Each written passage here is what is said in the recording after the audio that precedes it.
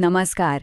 चला, आज आपण एक अशा ठिकाणी जाऊया जे फक्त एक मंदिर नाही तर जिवंत इतिहास आहे. नीरा नरसिंहपूर. एक असं ठिकाण जिथे नद्यांचा संगम होतो, जिथे श्रद्धा वाहते आणि जिथे वास्तुकला स्वतःची कहाणी सांगते. चला तर मग हा प्रवास सुरू करूया. या जागेचं महत्त्व काही आजचं नाहीये. विचार करा, अगदी 13व्या शतकात संत नामदेवांनी या जागेबद्दल लिहून ठेवलंय.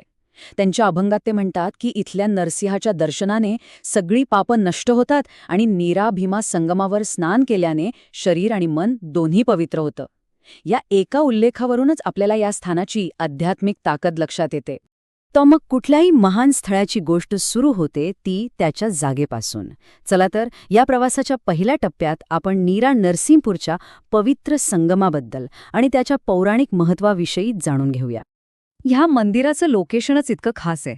कल्पना करा, एका बाजूला नीरा नदी आणि दुसऱ्या बाजूला भीमा नदी, आणि बरोबर त्यांच्या संगमावर हे मंदिर उभं आहे. पण एवढंच नाही, पौराणिक कथेनुसार हीच ती जागा आहे जिथे भक्त प्रल्हादाने तपश्चर्या केली होती. त्यामुळे ह्या जागेला भौगोलिक आणि आध्यात्मिक अशा दोन्ही बाजूनी एक वेगळंच महत्त्व आहे. संगमाचं महत्त्व कळलं. आता आपण थेट मंदिराच्या आत जाऊया, कारण या मंदिराची वास्तुरचना म्हणजे नुसती दगडविटांची इमारत नाही, तर इतिहासाने बांधलेली एक अभेद्य कलाकृती आहे. चला, या रचनेचा प्रवास अनुभवूया. आता माझ्यासोबत कल्पना करा, आपण नदीच्या घाटावर उभा आहोत. तिथून त्या 33 भव्य पायऱ्या चढतोय, एका भक्कम तटबंदीच्या दरवाजातून आत जातोय, आणि समोर काय दिसतं तर एक विशाल लाकडी सभामंडप. हा फक्त एक प्रवेश नाहीये, हे जणू काही एका वेगळ्याच काळात केलेलं टाईम ट्रॅव्हल आहे. आणि ह्या मंदिराच्या रचनेमागे किती जबरदस्त विचार आहे हे पाहण्यासारखं आहे. ह्याचा जो पाया आहे ना, तो नदीच्या पूर पातळीपेक्षा 1.5 मीटर उंच बांधलाय. याचा अर्थ काय होतो माहितीये? की हे फक्त देवस्थान नाही, तर पुराच्या वेळी गावकऱ्यांसाठी एक सुरक्षित किल्ला, एक सेफ हाऊस बनतं. इंजिनिअरिंग आणि समाजसेवा, काय भारी कॉम्बिनेशन आहे. हे मंदिर म्हणजे ना, जणू इतिहासाचं एक उघडं पुस्तक आहे. तुम्ही पूर्वेकडे बघा, तिथे तुम्हाला मूळ यादवकालीन बांधकामाच्या खुणा दिसतील.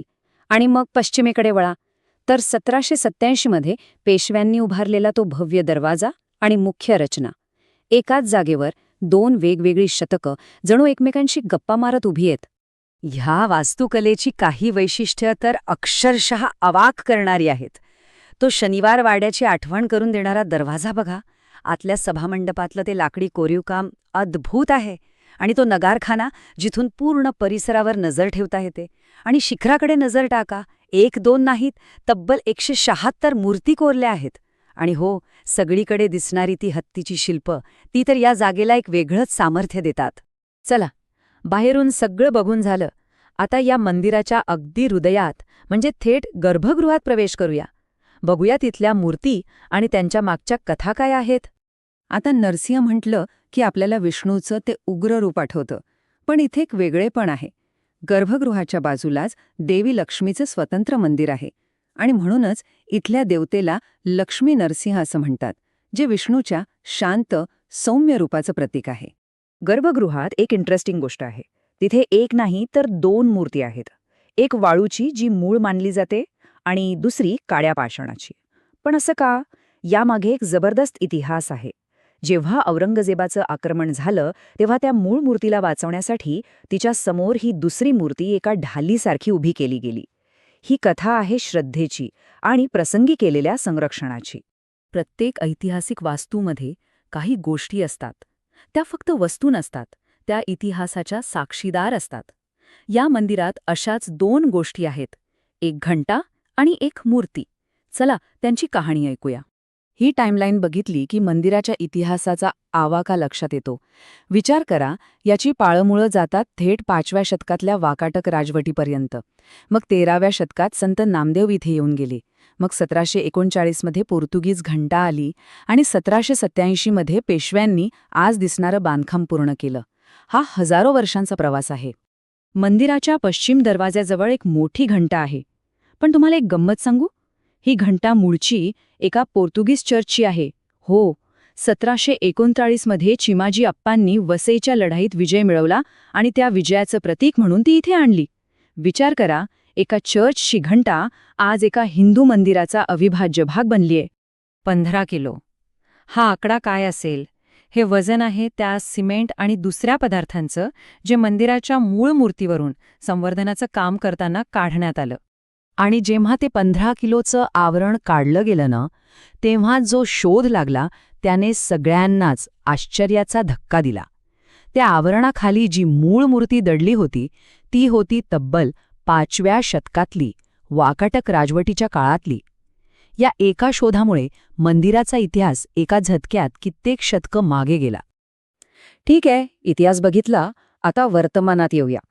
पाहूया या ऐतिहासिक वारशाचं पुनरुज्जीवन कसं झालं आणि कोणते सणोत्सव या वास्तूला आजही जिवंत ठेवतात.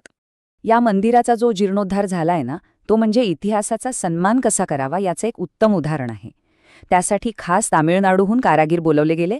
त्यांनी पारंपरिक पद्धतीने चुन्याचं काम केलं, आधुनिक फरशा काढून टाकल्या आणि मूळ दगडी भिंती पुन्हा मोकळ्या केल्या. लाकडी नगारखान्याला, सभामंडपाला नवायुष्य दिलं. सगळ्यात महत्त्वाचं म्हणजे प्रत्येक गोष्टीत मूळ रूप जपण्याची काळजी घेतली गेली. आणि म्हणूनच हे मंदिर फक्त एक ऐतिहासिक वास्तू नाहीये, तर एक जिवंत श्रद्धास्थान आहे. विशेषतः वैशाख नवरात्रात तर इथलं वातावरणच वेगळं असतं. नरसिंह जयंतीच्या दिवशी जी मिरवणूक निघते, जी कीर्तनं होतात, त्याने हा सगळा परिसर भक्ती आणि उत्साहाने अक्षरशः दुमदुमून जातो. तर मग हा सगळा प्रवास अनुभवल्यावर एक प्रश्न मनात येतोच की मंदिर म्हणजे फक्त पूजा अर्चा करण्याची एक जागा असते की आपल्या डोळ्यांसमोर उभा असलेला शतकानुशतकांचा एक जिवंत इतिहास असतो. यावर नक्की विचार करण्यासारखा आहे.